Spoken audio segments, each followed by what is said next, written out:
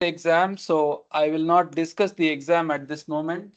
We can do that on Tuesday. Okay, so I request all of you to not discuss the exam because one student still has to take it. So let's keep it confidential. Okay. Um, in the remaining time today, I just want to go over homework 3 exercise, which I assigned it to be a Monte Carlo simulation. And I specifically ask you to implement example 4.14 as a computer code. So how many of you have started on this or completed it? Not yet? Nobody has started on this? Okay, so you're in luck. All right. Let's take a moment to read the problem, and in the remaining 15 minutes that I do have, I want to write a simple code. I have MATLAB open in front of me. I suggest you also do this along with me. And I'm not going to post my code, but of course I'll post the recording of this video so you can do this later and finish up the homework and complete the submission. So let's take a minute to read the problem. Okay, please read. This, by the way, is a handout 2 that is posted on Canvas, and I want you to refer to example 4.14.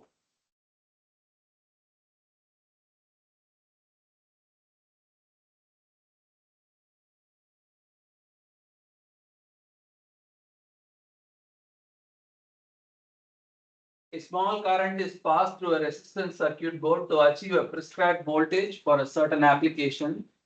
From experience with one particular board design, a manufacturer knows it can expect a mean resistance of 1000 ohms with a standard deviation of 100 ohms with the population best described by a normal distribution. So your resistance follows a normal distribution of mean 1000 and standard deviation 100 ohms.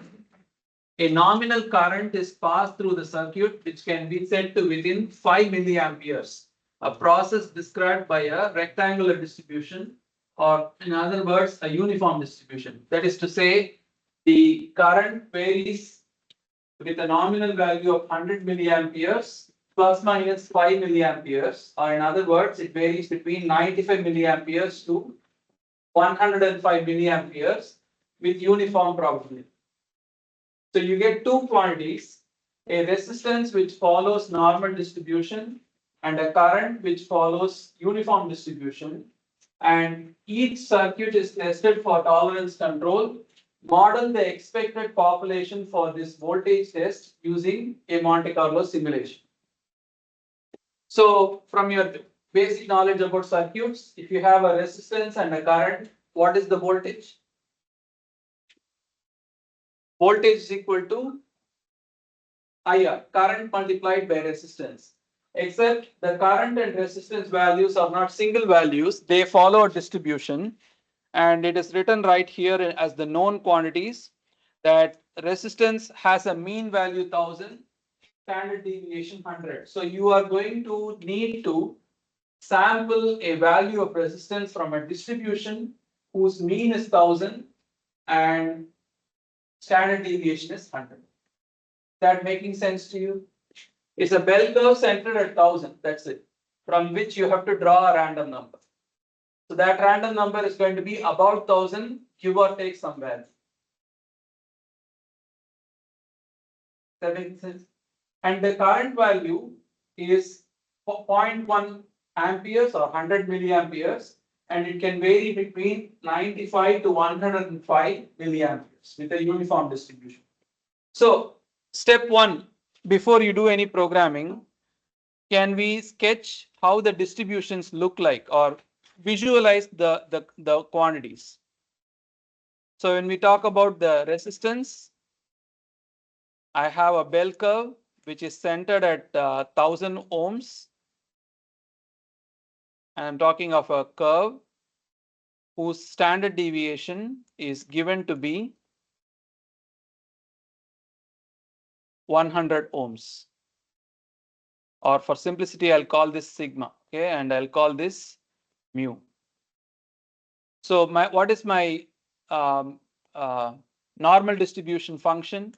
That is f of r is equal to 1 over sigma square root of 2 pi exponent of minus 1/2 r minus mu divided by sigma squared. Mu is 1000 ohms and sigma is 100 ohms. So how would you generate a sequence of values that represent the resistance? Any thoughts?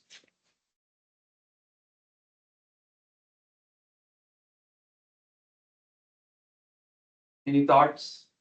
Like anything that we have done sampling from normal distribution before. When we did the histogram and stuff. So if you think about the normal distribution or the standard normal distribution that has a mean of 0, that has a mean of 0, that has a mean of 0 and a standard deviation of 1.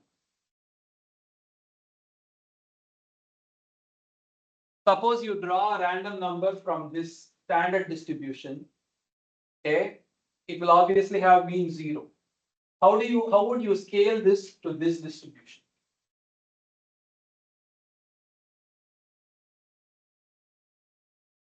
Yeah. If you draw a random number from this distribution, it's going to have a mean of 0 and a variance of 1 or standard deviation of 1. And it could vary anywhere between minus infinity to infinity. Generally, it will be close to 0, give or take. How would you take that number and scale it to this distribution, which has a mean of 0 and a standard deviation of 100? Z, okay, talk further.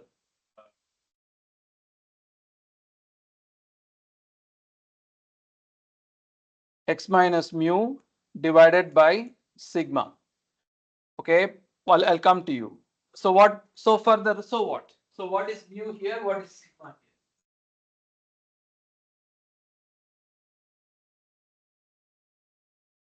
here? X is your sampled random number from a standard distribution. C is what you want it to be with a mean of mu and a sigma of, I'm sorry, I'm saying it backwards. If Z is coming from a standard normal distribution, okay, and you want it to follow this distribution, instead of X, I can start using the letter R as the symbol. R, can I rewrite this as Z times sigma plus mu? If I do that, what do you understand from this statement? R equals Z times sigma plus mu.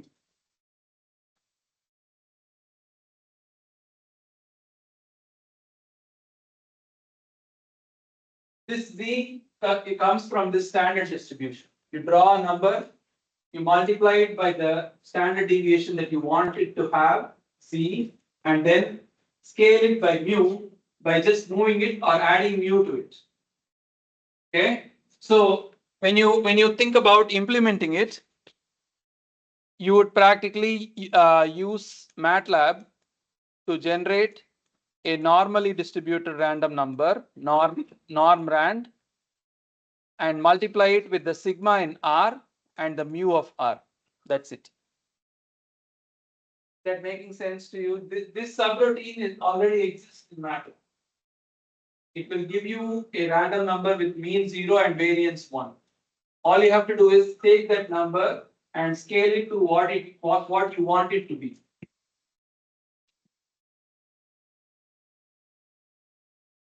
Okay, so let me try implementing that as a syntax for you to see.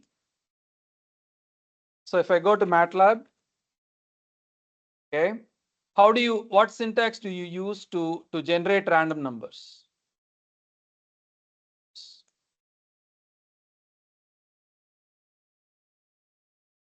Let me go to help. Do you remember? Rand.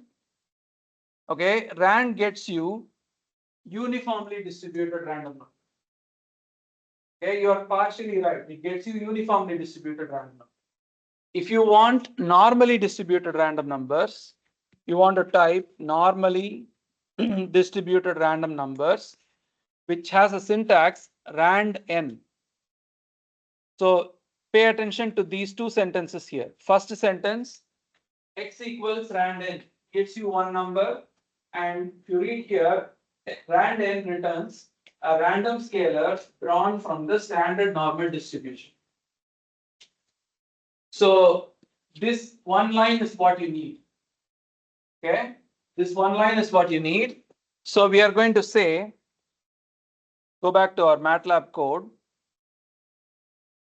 R, I'll write mu of R is 1000, sigma of R is 100, and I want to say R is equal to, and I'll say Z equals rand n.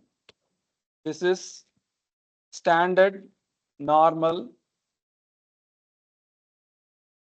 distributed random number. So I'll have Z times sigma of R plus mu of R. That's it. This will ensure R follows a normal distribution with mean of 1000 ohms and standard deviation of 100 ohms.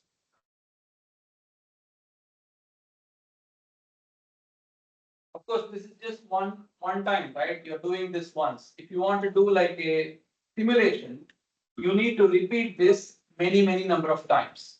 Suppose that many number of times, let's call that n, and we'll define that as 10,000.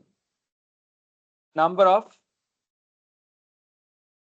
samples taken, or taken, I'll say simulated. I need to put this in a loop for I equal to 1 to n, end.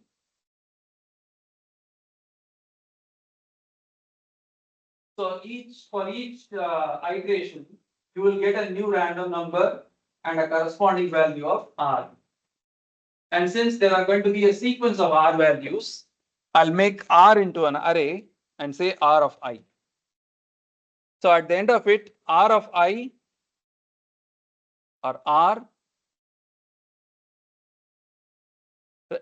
is an array containing n random numbers with mean of mu R and standard deviation of sigma R. I'll be posting this video, but not the code. Okay. So we did the complicated part first. We generated normally distributed random numbers, whereas the other case, the other quantity current, okay, we'll call that I lower end is 95 milliamperes or 0.095 unit is ampere, and I upper is 0.105 ampere. And to be consistent, this is ohm. This is ohm.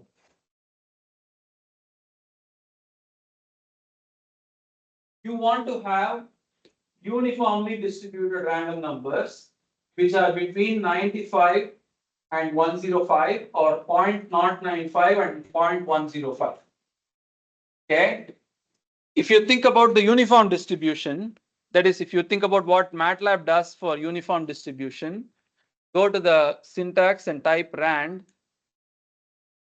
The first sentence is the syntax, x equals rand, returns a random scalar drawn from the uniform distribution in the interval 0 to 1.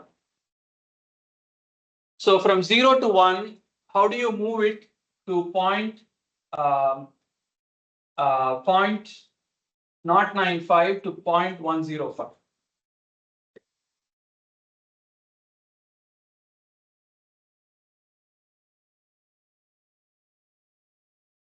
So I'll clear this. So I have 0 to 1 and I have the random numbers coming out, or if I sample it, they'll be in this range with uniform probability. I want to shift this to I lower and I want to shift this to I upper. So this Z here, okay, this Z, or to avoid confusion, I'll call this U. U varies between 0 to 1. You with me on that? It's a uniform random number. This subroutine returns the interval 0 to 1. Okay. I want this number to be scaled to this interval IU minus IL. So 0 to 1, I want to stretch it or contract it to be equal to IU minus IL. So I would take U, okay, I would take U and multiply it by IU minus IL. So U varies between 0 to 1. If I multiply it by some width, it will stretch to that width. That width could be 10, it could be 0.1, whatever. Okay. And not only do I want the width to match, I also want the number to start at IL and not at 0. To do that, I just need to do what? If I were to move this not from 0 to move it to IL, what should I do?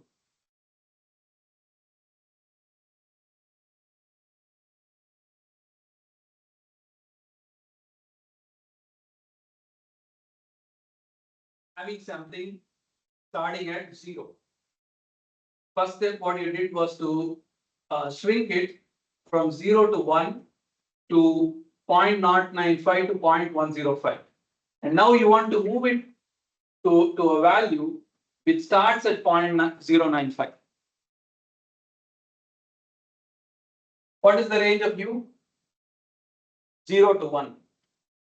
What is the range of U times a constant? 0 to that constant. Would you agree? 0 to that constant. Whatever is 0 to 1 is now multiplied by a constant, will get you 0 to that constant. Except you don't want it to be 0 to that constant, you want it to be IL to IU. So all you got to do is, since nobody will tell me, just add IL to this. That will be your current I.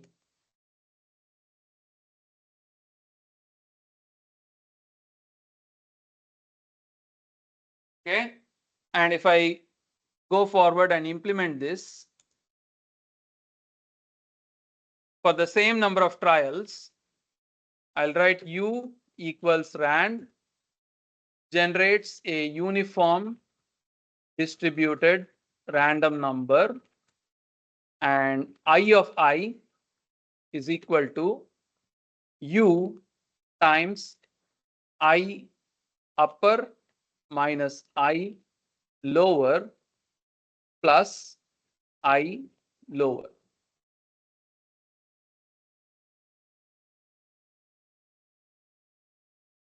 So you have sampled a resistance, you have sampled a current, which means you can write voltage V of I equal to R of I times current I of I. So now you will get a voltage value for each current and resistance sample. How do you check or how do you find out the shape of or the histogram for this V of voltage array? Like that 10,000 samples that you collected, how will you test it or how will you look at it?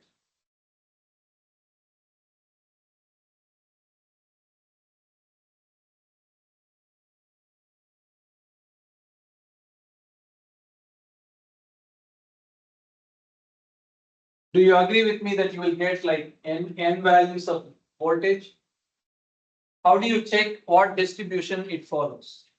How do you check anything if it follows a certain distribution? histogram. If after this course, if you fail to say the word histogram, which means I have also failed. Histogram. So we want to check the histogram, which we can do by going to apps, going to distribution fitter. Okay. Of course, we have to first run our program. Okay, so let me run this.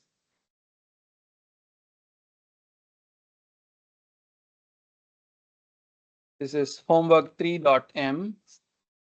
All right, my program has finished running. I have 10,000 values of voltage ready. Okay, so now let me go to my distribution fitter and look at the distribution. So data, voltage, create data set, close. This looks like a Gaussian. So let's fit the data and see. We want to fit a normal distribution with a mu and sigma value. If I set apply, there we go. So in the bottom here, you can see, oops, a mean value of 99 point, sorry. Yeah, right here in the bottom, mean value fit is 99.9948 and variance is 106. So if you close this for 1 second, here is your fit, which shows that it is a good approximation to be calling it as a normal distribution. You go back to your textbook, they also kind of walk you through the same process, and what they get for voltage, in fact, they did 100,000 it seems. So they get a mean value of 100.003 and a standard deviation of 10.411, which if you square, you get the variance. So you can also try to do 100,000. It won't take you much longer to do that. Okay. So the homework is for you to produce the three histograms for the current, for the resistance. Together they give you the voltage. So three histograms must be seen. In fact, I want you to present it exactly like this example, except the numbers come from your code instead of the book. Okay. All right. So that's just about time. On Tuesday, we'll start our next topic, and I'll spend a few minutes discussing the exam on Tuesday. Okay. Thank you.